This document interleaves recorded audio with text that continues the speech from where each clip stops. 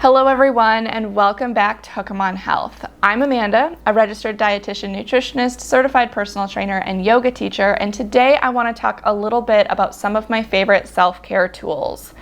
It's no surprise that the last year and a half or so has been particularly stressful for folks, but even on a day-to-day basis when we're not living during a global pandemic, which honestly, what does that even mean anymore? I don't know. Even then, I think a lot of us deal with very high levels of stress and don't always take the time to do things that refill our cup and help us feel refreshed and rejuvenated so that we can feel like we're thriving in life instead of just surviving. Now, obviously, self-care is not a replacement for professional support, and you can't self-care your way out of a toxic environment or situation. I don't want to pretend that self-care is the be-all, end-all for everything, but it has been helpful for me in helping to manage some of my day-to-day stress, and I know it's helpful for a lot of other folks too. So hopefully this gives you some inspiration or some ideas of different things to try to help you manage some of that day-to-day stuff and just be a little nicer to yourself. And so today I'll be sharing the tools that I use, the physical tools, I guess, that I use to help me in my self-care practice. And I'll be sharing in another video coming up in the future some of my favorite, just things in general that you don't necessarily need a physical object for, I guess.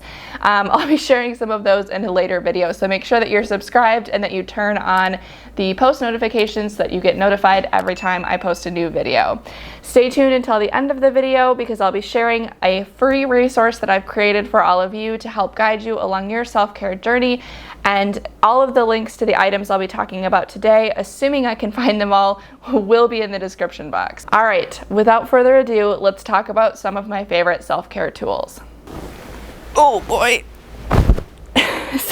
So hi there. The first thing I want to talk about is actually a new item that I have acquired in my self-care arsenal. God, arsenal, that makes it sound like I'm going to war. This is more peaceful than that. I'm not going to war. Oh my goodness. So this is actually a 15-pound weighted blanket. I just got it at Target, and it helps me feel more grounded. I'm a very high stress, high anxiety type person. I'm always in my head. And so having a weighted blanket on me, it's like something about the physical sensation helps me kind of come back into the present moment. It helps me sleep. It helps me just kind of chill. The next thing I wanted to talk about is actually my alarm clock. So I don't think a lot of people think of an alarm clock as a self-care tool, but it is, in my opinion, it is. So again, as I mentioned, I have some difficulties sleeping. I typically use my phone. Well, prior to getting this, I used my phone as an alarm clock, which, while it works for an alarm clock purpose, the problem is that then it has to be on and somewhat near me when I'm trying to sleep. So I would get woken up at night by someone texting me, by an email notification, by the light turning on, etc. Knowing that my phone is on and near me also just makes me more likely to want to use it and scroll through social media in bed and those types of things. It's just having my phone near me has just not been conducive to me getting good rest. So I finally got an alarm clock again. I have not had one of these since I was a child, before smartphones existed, but it's been really useful. It's really helped me out to have this in the room to use for waking me up so I don't have to be anxious about sleeping in, but I can also just turn my phone off and not have it near me. It's helped me out a ton. So if you have any issues sleeping as well, just something that I don't think a lot of people think about, but it's been really useful for me. So this is definitely I would consider it a large self-care tool that I've enjoyed immensely. The next thing I want to talk about also has to do with sleep, and that is my white noise machine. So as I mentioned, I do struggle with sleeping a lot of the times because of my stress and anxiety that has all these racing thoughts in my brain. It makes it very difficult to turn off my brain and go to sleep. And so having this white noise machine has been really useful. There's a ton of different sounds in this particular one that I have. I really like the more nature sounding ones, not so much, I'm not as huge of a fan of the white noise specifically, like that I don't know what the sound is, but it doesn't sound natural to me, and it makes me anxious. So I like the nature sounds in this, like the streams running, those types of things. Running. Streams do not run. Do they babble? Streams, whatever, water noises. It helps, again, I think it helps my brain focus on a sound around me so that I'm not quite so in my head itself. I use it literally every single night without fail. And I just like this one because you have options where you can have it run continuously, which is what I do because I sometimes wake up in the middle of the night. Huge benefit to me and my sleep. All right, the next thing I want to talk about is my journal. So really, you could use anything if you want to journal. You don't need like a specific journal. You could just use an old notebook. But again, as I've said several times, I have a lot of thoughts in my brain, which makes it challenging for me to fall asleep. And so I like to journal about them to get all of those thoughts out of my brain. But it's been easy to do and pretty affordable, right? Notebooks aren't very expensive. So journal, highly recommend, love it. Along those same lines, I have a heavy duty planner. Like, look at this thing. It's like you could exercise with this. It's gigantic. As I said, I am a high stress person. I always am thinking about the things that I have to do, what needs to be on my to-do list, what upcoming appointments do I have, what do I have to do for work, all of this stuff. And so having a detailed planner where I can just write all of that stuff down so that it's in here, it's saved, I don't need to think about it, has really helped me out. I've also found that writing things down physically, that's also why I have a physical planner, is more helpful for me than typing things out. That's just something that I've noticed for myself personally, right? You could obviously get a digital planner and it might work great for you, but this has been really useful for me to have all of my information in one place. The reason why this is so big is because I actually have a planner that has like spots for every single day. I've used like weekly planners in the past, which have also been helpful, but this has been really useful as I've transitioned into running my own business because there's a lot more stuff that's happening in my day-to-day life than there was when I used to drive to an office elsewhere. But that's my planner. I don't know if I could live without it. The next thing I want to talk about is my yoga mat. So you don't technically need a yoga mat to do yoga, but I found that it's been helpful for me, particularly with my physical asana practice that I do. I like to do yoga before bed, and then I oftentimes will journal in conjunction with it to really help me kind of feel more grounded and connected to myself and just more embodied. So definitely something that's been useful for me. I've had this yoga mat for a very long time. It survived college with me, so definitely worth the investment, in my opinion. All right, this little spaceship looking thing is my essential oil diffuser. So I really like having good smelling things around me.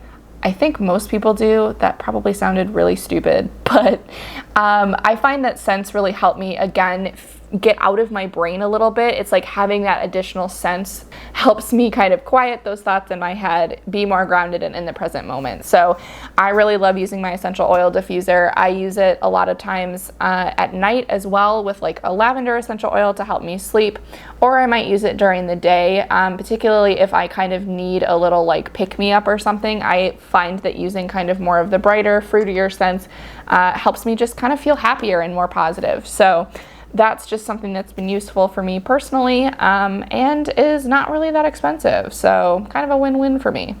All right, the next thing I want to talk about is Animal Crossing.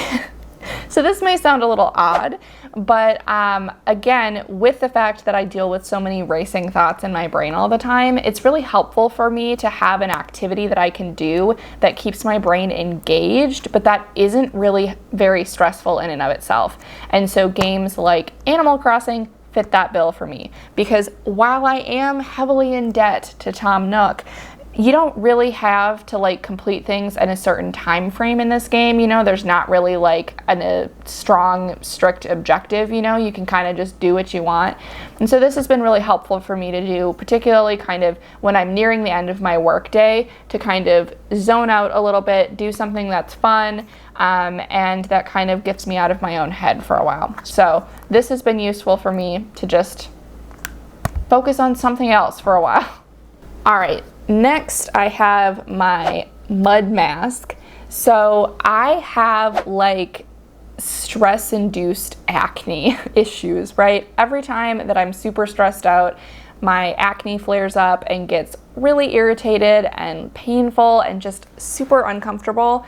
So I like to use something like this, which is just an easy mask to use that helps kind of calm down my skin, soothe that irritation, and also it's just kind of a nice thing for me to do. I know that using a mask as self-care is like the most stereotypical thing ever, but it actually has been really helpful for me to use something like this. It's easy, it's not too expensive, and it helps my face feel nice, which at the very least, when I'm freaking out from being stressed out and then my face is freaking out, it at least solves one of those problems.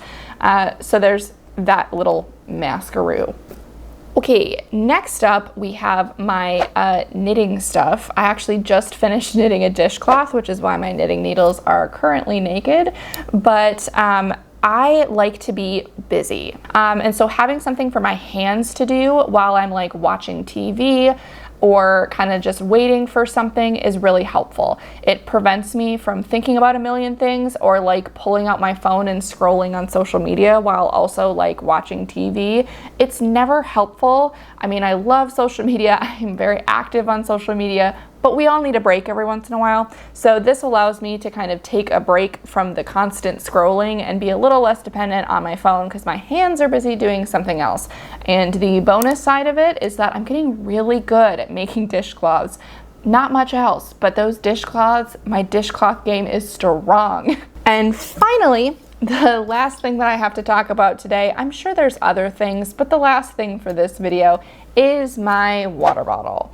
So staying hydrated, we all know, is super, super important. And I find that when I'm particularly stressed, I have a tendency to turn to caffeine and not so much water.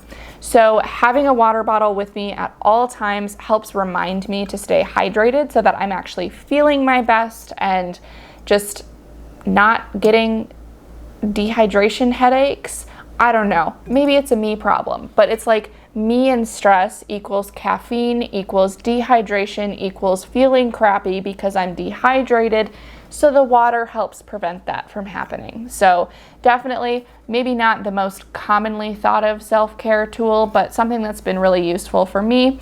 Okay, so that's all the self-care tools that I have for you specifically today. And again, just those little physical objects here and there that help me feel more grounded, more at peace, and just better. Let me know your favorite self-care tools in the comments so that we can all share that info and get maybe a little inspired or get some new ideas of different things to try. And now I'm so excited to be able to share with you this new free resource that I have available for everyone, and that is my 30-day self-care challenge. You can sign up for this challenge using the link in my description box, and you will get an email including this resource that has ideas, activities, intentions, journal prompts, etc. to help guide you along your way on your self-care journey, no matter where you may be starting out on it. While it is titled a 30-day challenge, it's really intended to be self-paced and self-guided, so you can take as much time with it or as little time as you need. But really the purpose is to help you really build more of an intention around doing things that make you feel good. It focuses a lot on the things that I am most passionate about, which is intuitive eating, joyful movement, body image, and self-love. And so if those are things that you are interested in, this is a great resource for you. I am so excited to be able to offer this to all of you, and I hope that you find it helpful. And if you want to get hooked on health, make sure that you're subscribed to Hookom on Health here on YouTube and follow me on my other social media accounts. Thank you so much for watching. Stay safe, stay healthy, take care of yourselves, and I will see you next time.